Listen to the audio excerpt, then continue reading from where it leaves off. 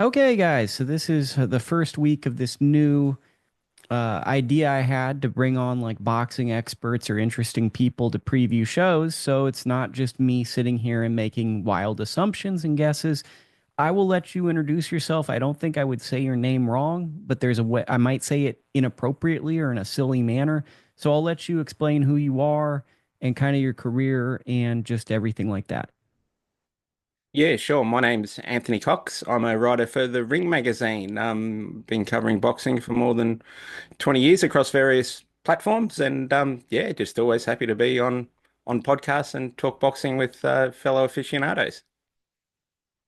Yeah, it's really nice, right? The internet is scary and cool for that. I want to know about Jay Opetaia versus David, and please, for the love of God, I hope I say his name right.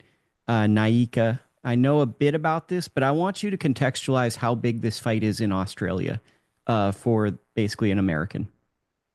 Sure, it's one that kind of came out of the blue a little bit. Opetaia's original opponent, Hussein, I've forgotten his surname, Chika.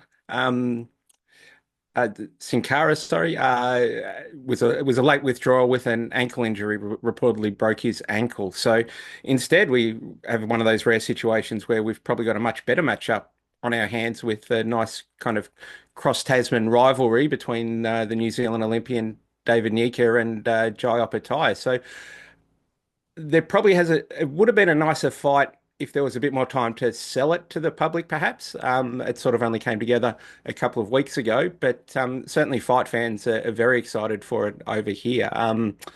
Nuke is a former sparring partner of Jai Opetaia, so they're quite familiar with each other in that respect, and obviously have crossed paths quite a bit through the fight game since then. So look, it's an exciting matchup. Whether it's too soon for Nyika remains to be seen, but certainly when you get opportunities like this, you just don't turn them down. World title shots when they come, even if they come a little bit sooner than you would have hoped.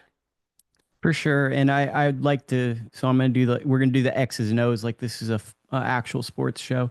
For Opetaia, quite a rise. Really got a heavy backing from the Saudis, beats Bradis twice. How real of a guy do you think Jay Opetaia is from watching him over these past couple of years? I think he's as real as they get. I had the pleasure of seeing him. I've seen him fight live from ringside. I've obviously followed his career on TV. And I had the pleasure to watch him spar a very good cruiserweight in Victoria before the first Breeders' fight. And the one thing that really impressed me being there for the sparring session was just the depth of talent that he has. He was sparring an excellent cruiserweight called, uh, by Australian standards, Jason Waitley at Jason Waitley's gym. And I think they did 6 rounds. And just watching him move up close and knowing he had so many more gears to work through was it was one of those moments where you go, I can see this guy's special. This isn't just your average guy having a move about in there. I believe he's got that X factor, and certainly after that sparring session, I thank Jason for having me at his gym, and he said, "Hope you enjoyed it more than I did." That's pretty good. To me, what I see with him is he's got really fast hands. And that's a really big problem for a lot of these guys. And I think that's also kind of like a misnomer to comparisons because some of these guys aren't used to fighting guys with this fast of hands and he's got power. My only reservation about Apataya is the second half of the fights. He has at times his technique has fallen off and stuff. How do you feel about both his hand speed and endurance in the second half of fights?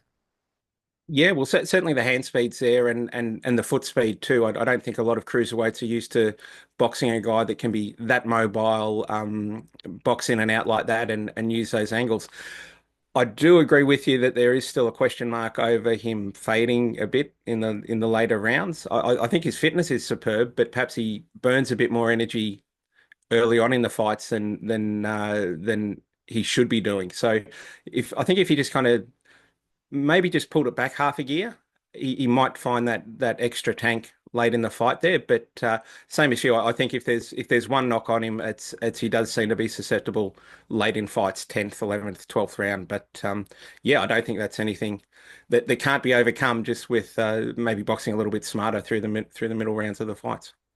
Yeah, I mean, I don't think it's an indictment on him per se as for really anything. I think he's a outstanding fighter, but I think there is question marks now to David Nyika. I remember there was a lot of hype around him out of the Olympics, 2020 bronze medalist. Uh, Very strange, kind of, that a guy who's basically a prospect, highly touted guy is stepping into this. So, is there a real belief on his side that they know something the world doesn't? Yeah, I think so. He's trained by Noel Thornbury up in Gatton in Queensland, who also trained Alex Leapai and is the brother of Ricky Thornbury, who was a former super middleweight contender.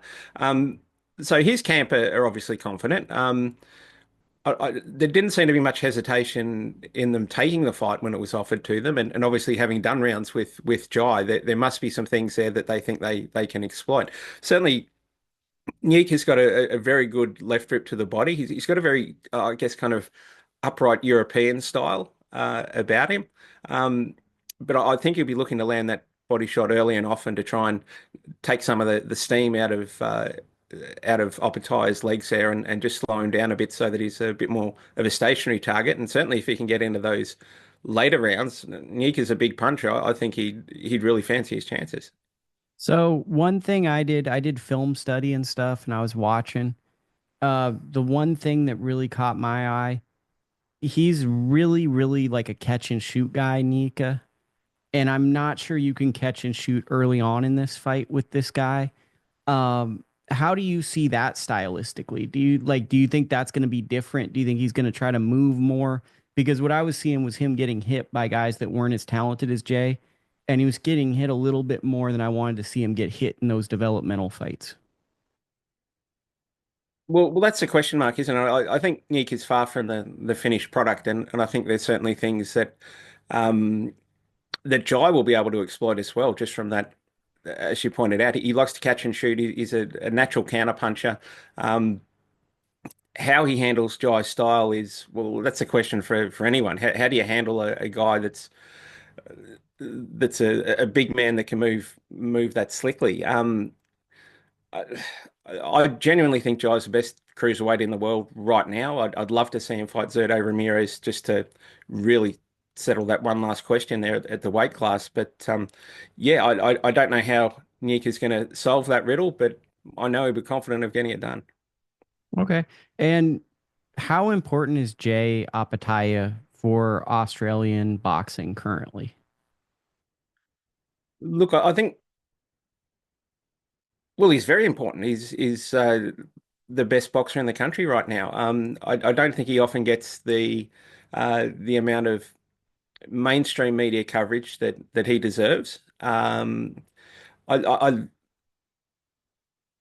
wouldn't say he's the only one carrying the flag for Australia, but he's certainly leading from the front. And one thing I like about him too is just the amount of activity that he's been having, barring injuries. He's been as active as possible. I think this is his fifth fight in 16 months, and with this fight being cleared as a mandatory fight too, it really clears his calendar for 2025 to look for those big fights and unifications and things like that. So I think his star will only continue to shine, both domestically and internationally, because he does have that genuine hunger to unify and fight the big names before heading up to heavyweight. So I think it'll only be a matter of time before that sort of more mainstream media starts to appreciate exactly what he's achieved in the weight class. What's your prediction for the fight? I'd say Jai in about eight, 9 rounds. I think he breaks him down and stops him. I just don't think Nick has developed enough at this stage of his career to win a fight against a guy of Jai's caliber. How about yourself? Well, no, like because I'm going both ways on it. I think Jai should win and probably stop him, but this is like the perfect trap fight. Like this is like if there's any question marks about Apataya, if we're overrating him a little bit or anything based on sensational performances and breakout, it feels like this is the fight that could be a split decision loss. Like it feels like this is like it's a guy with a lot of pedigree, a guy that was viewed as by many as a prospect that was big coming up. Yet he's coming in and he's basically being looked as a tune-up fight. And the guy has zero hesitation and a lot of confidence taking it, which to me kind of gives me the heebie-jeebies. I'd lose sleep over that because it's like I see Nyika on Instagram and stuff, and he's got like the vision board and kind of like the corny stuff. But I also see a guy with a will to win, you know? And this is, I think, Jay Opetaia, the scary thing for me about this and why I'm a little hesitant is this fight leads to bigger fights, and he needs to be very focused on just this fight because we've seen last year and year before and all the years before guys lose fights when they look ahead. So I guess I don't really know what to think of this fight, but I'm a little nervous to even make a prediction because it feels like the type of fight that's going to be closer than it should be. Anytime there's a late replacement, I'm very much like you, Lukie. It just anything can happen in those fights. I guess the one benefit is being ex-sparring partners. They do have a sense of how each other boxes, but again, that can make for quite uninteresting fights too because they know how to read each other better than other opponents. So, yeah, it could be anything. I think Jai comes through. He strikes me as a very focused individual. And yeah, look, he might have some tough moments, but I'm confident he gets the job done. Okay. Now I'm going to just tell those watching on YouTube and the podcast, we're going to switch over to just the newsletter version. It's free, but you have to go to my newsletter, which link is in the bio. Otherwise, this is where the road stops for you.